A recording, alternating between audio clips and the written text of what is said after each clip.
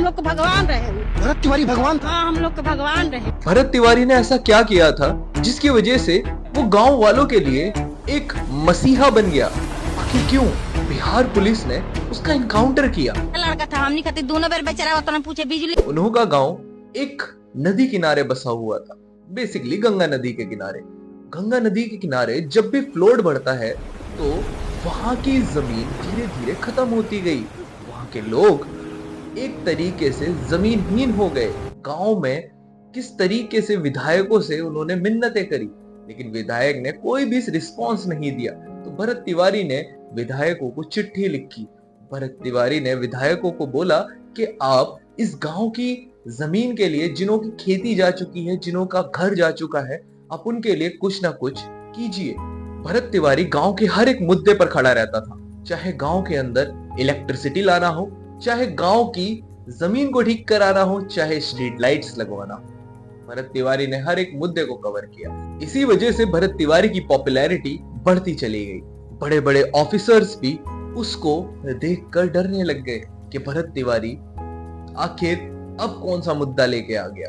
भरत अपने आप को सोशलिस्ट मानता था, वो अपने आप को भगत सिंह का भक्त भी मानता था, और इसी वजह से भरत हर एक मुद्दे के लिए गांव वालों के साथ खड़ा रहता था। भरत की बढ़ती हुई पॉपुलैरिटी दूसरे लोगों के लिए खतरनाक बनती जा रही थी, तो इसीलिए भरत को लाइव थ्रेट्स आने लग गए, जिस वजह से भरत के पास सेल्फ डिफेंस के लिए कुछ ना कुछ तो होना चाहिए था।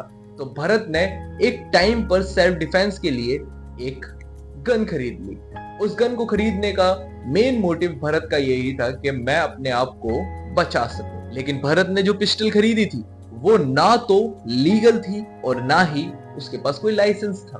So basically Bharat law and order तोड़ रहा था। बेशक भरत कितना भी पढ़ा लिखा हो, चाहे कितना भी सोशलिस्ट हो, लेकिन वो लॉ एंड ऑर्डर को अगर फॉलो नहीं करता सो वो भी गलत है। जब भरत तिवारी फेसबुक पर आकर अपनी गन शो कर रहा था तो इसका मतलब ये नहीं कि वो ज्यादा कूल लग रहा है। जब भरत तिवारी के घर पुलिस ऑफिसर्स पहुंचे सो भरत तिवारी उनके सामने गन लेकर खड़ा था, और उसी time Bharat Tiwari social media पर आकर लाइव हो गया ताकि वो सारी वीडियोस शो आउट कर सके उसके साथ क्या हो रहा है। जब भरत तिवारी प्यार से नहीं माना तो पुलिस ऑफिसर्स ने उसको चारों तरफ से घेर लिया।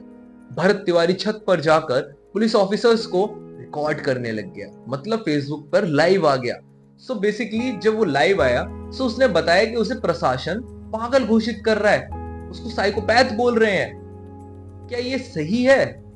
पुलिस ऑफिसर्स सारी कार्रवाई करते हैं, उसके बिहाफ पर एक डिसीजन लेते हैं। सो किसी ना किसी ने ये बताया होगा कि उसे मेंटल रिटार्डेशन है, मेंटली इशू है।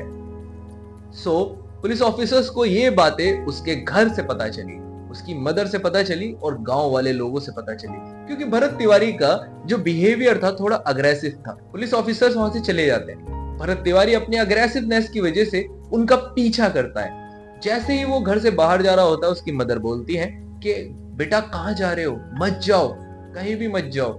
लेकिन भरत तिवारी 2 से 3 किलोमीटर जाता है। जाने के बाद पुलिस ऑफिसर्स वहां पर डेरा डाल रखे हैं और उसे चारों तरफ से फिर घेर लेते हैं। भरत तिवारी वहां पर लाइव आता है और अपनी पिस्टल फेंक देता है और बोलता है कि मैं सरेंडर कर रहा हूं। लेकिन भरत तिवारी ने जैसे ही सरेंडर किया वहां पर पुलिस ऑफिसर ने उसे घेरने के बाद उसके ऊपर गोलियां चला दी। क्या ये सही है? क्योंकि जो इंसान सरेंडर कर रहा है अपनी गन भी फेंक दी, तो उसके ऊपर गोलियां चलाने का क्या मतलब है? और उसकी वजह से उसके ऊपर 5 राउंड्स चले। भरत तिवारी की हालत इतनी गंभीर हो गई कि उसने हॉस्पिटल जाते ही अपना दम तोड़ दिया। पुलिस वाले बहुत ज्यादा कंफ्यूजन में हैं और अच्छे से स्टेटमेंट नहीं दे पा रहे हैं। गांव वाले प्रशासन के लिए बाहर धरना दे रखे हैं।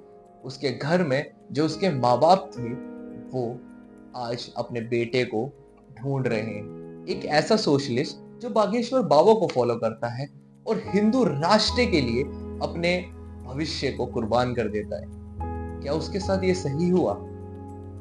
ये शायद इस कहानी के अंदर कोई ना कोई झोल था, क्योंकि ये कहानी सारी की सारी सोशल मीडिया के वीडियोस के बिहाफ पर ली है। लड़का था हमनी खातिर दोनों बेर बेचारा उतना पूछे बिजली लाइन हुए दिए वैलन पानी हुए दिए वैलन पागल उसको पुलिस बनाया हम लोग को भगवान रहे वो। भरत तिवारी भगवान था। हाँ हम लोग मेरा इस शरीर को दान कर दिया जाए।